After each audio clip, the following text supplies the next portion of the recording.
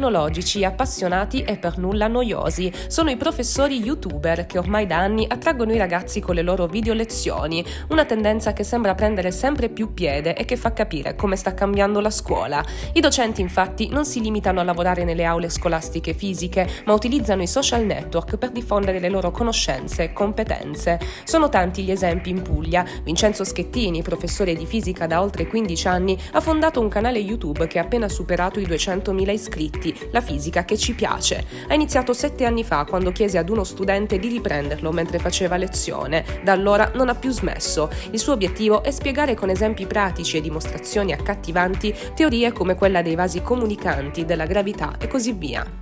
Ho compreso che dovevo spiegare questa materia, che solitamente è un po' odiata, un po' temuta dagli studenti, in maniera da far capire loro che è figa, cioè bella, perché insomma la mia esigenza principale è dire: guardate, non vi spaventate, perché è una bella materia, c'è una materia che tutta la trovi intorno, c'è sta luce che mi sta illuminando in questo momento, il suono che viene trasformato in un segnale elettrico, poi torna ad essere un segnale acustico, sono cose meravigliose.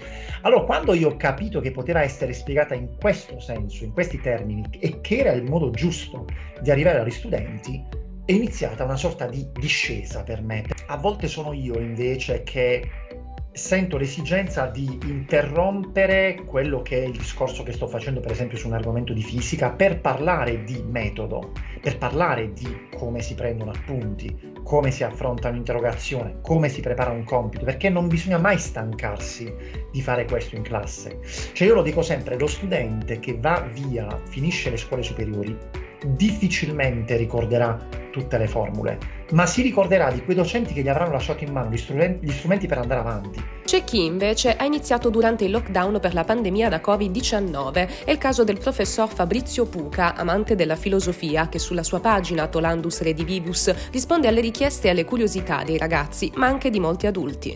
Ho iniziato a pensare di poter fare delle video lezioni, di poter trattare tanti argomenti di storia e di filosofia, non soltanto per i miei studenti, ma per un pubblico più vasto, un pubblico anche di adulti, un pubblico che magari non ha mai avuto l'occasione di studiare storia e filosofia, oppure non l'ha studiata molto bene quando era giovane, o che vuole approfondire. Per esempio, lezioni dettagliate sulla storia dei paesi dell'Europa orientale, oppure delle civiltà asiatiche, tanti argomenti che a scuola non c'è il tempo di spiegare. Il docente di matematica e fisica Rocco Dedda, sul suo canale YouTube Un quarto d'ora con il prof, ha deciso invece di presentare mini lezioni, riepiloghi pratici per grandi e piccoli, ma si è spinto anche verso altri social come Instagram e TikTok.